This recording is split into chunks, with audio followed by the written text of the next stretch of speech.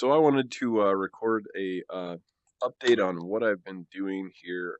It's April 20th today, and let's see. Let me bring up this window here, and I've been working on the cy.PIPES Spatial Manager, basically the productized version of configuring cy.PIPES. So I've got 3 pipes units hooked up, and this manager here is basically what a customer or developer would use to actually get them set up on the network. So first thing you do is you run this network scan, and what that does is it goes out and it finds all the pipes units that are available and stores them in some JSON files. So let me go to that. So I go to C drive, pipe scanner, configs.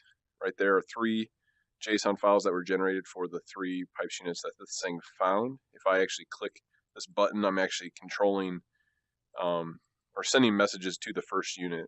However, I haven't initialized the units, so I'm going to go ahead and do that by hitting send launch. And you can't see this here because I'm just recording my screen, but the units that are here with me just flashed because they're on. And again, I can control the first unit itself, and then if I hit this cy.PIPES network, it instantiates 3 menu sets, one for each unit, and you can see there's IDs per cy.PIPES unit and their IP addresses. So then as I click these buttons, I'm actually triggering the effects, the channels. So that's good. So that's the first step, is just when you have all your units hooked up, you run this and you run through that process I just did very simply. I'll have tutorials for this for my customers later, but this is like more of a developer update.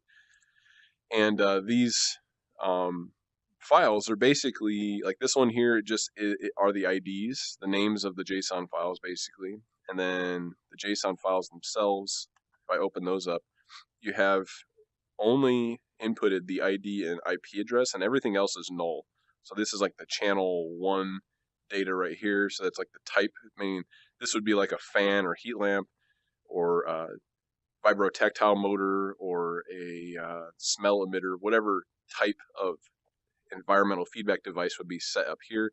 And then the next steps are we got to fill in all these positions, scales, and rotations. And I'm almost done with this, but I just wanted to update today this video to show you how the progress is coming along. So now in the future, what I'll be able to do is on this screen here, there'll be a Vive configuration here, and then there'll be a Rift configuration, maybe even a HoloLens configuration, all the kind of current devices where you could click this and it will run a separate app.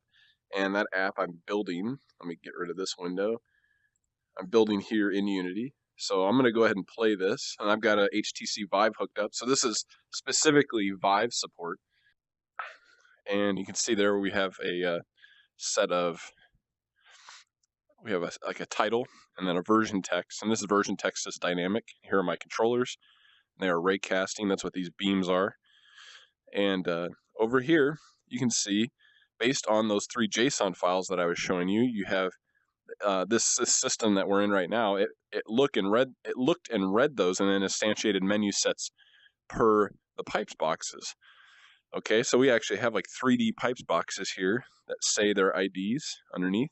So those cy.PIPES boxes, the 3 of them, were generated from these 3 JSON files dynamically. They were instantiated because that's how many were found. I'm going to go ahead and hide these. I'm going to put a simulated set of 20 cy.PIPES units out into the folder. So this would be like if you actually had 20 hooked up, and I'm just simulating it here with the files. I don't have 20 here. And now let's go back into the framework. So this is loaded with 20 units. You can see here it actually says only 20 units supported. Please contact CYUTIL, meaning like if you wanted more than 20. And then if you look here, now I've instantiated actually like 20 units here with all their IDs. It's like this big grid, and I can actually like control each one of these. So then if I were to configure, say the first one here on the right, I'd click that, and then you see the channel buttons came up, done and cancel. And if I click on one of these channels, let's say channel 1, you can see this little LED light turned on right there. And I've got a camera view now of my messy little development studio here at home.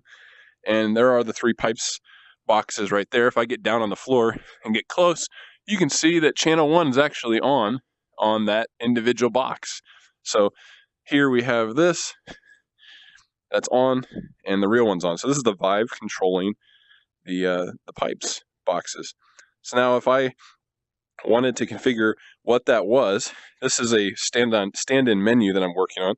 So right here you have cube, which would be like a fan, and then a sphere, which would be like a heat lamp, and this would be other, and then I'll have others later, but these are just stand-ins. And the idea is, the next feature I'm developing is I will click one of these, and like through this video feed, that the channel that's on the pipes box will be literally running. Say if it was a fan, and I had the fan mounted, like say up here on the ceiling or something, that fan would be blowing on me, and I could grab the fan object, go up and put it on the real object. As you can see here, since I have the video feed, I could feel it and see it, and I can kind of co-locate through just all this input I have here, video, the tracking system, and just the feeling of the fan touching me, match it and rotate it, and then even scale it to be the size of that fan, okay? And then all that data, the position, rotation, and scale, would get saved out to that JSON file. And then I'd hit done and go back to the device, choose like channel 2, and then say this was a heat lamp. I could grab the heat lamp, say that was over here somewhere. So I'd put the heat lamp up there, and then there you go. You've got, these, or I could cancel it, and then it goes back. But the point is that I've got the beginnings now of a way to configure what I call EFDs, environmental feedback devices, and just by this spatial menu here. And that's about it. There are built-in error corrections. So like if, say, the JSON files weren't there, it actually would spit out an error right here on the version. What else? Yeah, just, housekeeping things. There's a few bugs in here.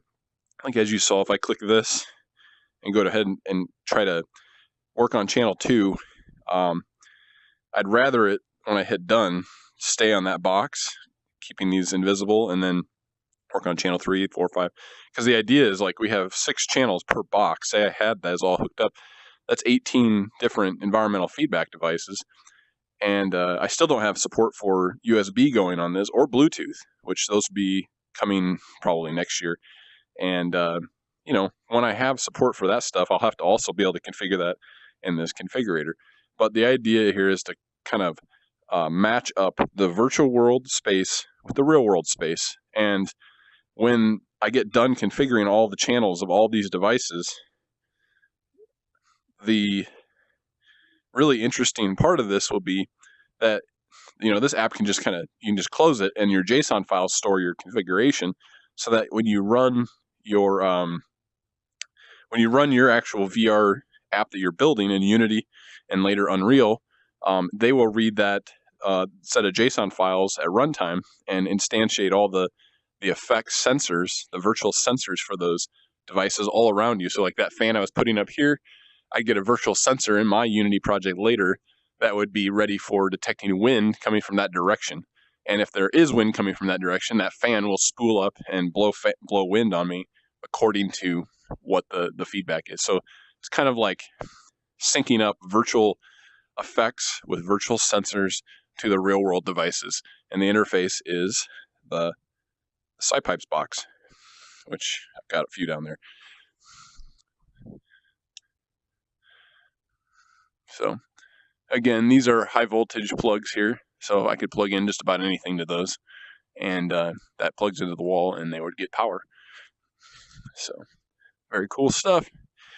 A lot of work. I mean, I don't know how many hours this was, but I built the spatial manager last year in February. It took me a long time, and then I've iterated on it this year in March and April. So we're looking at this year over 100 hours of development, just learning how to do this, designing it, and then trial and error programming with it. So just wanted to update that. Thank you.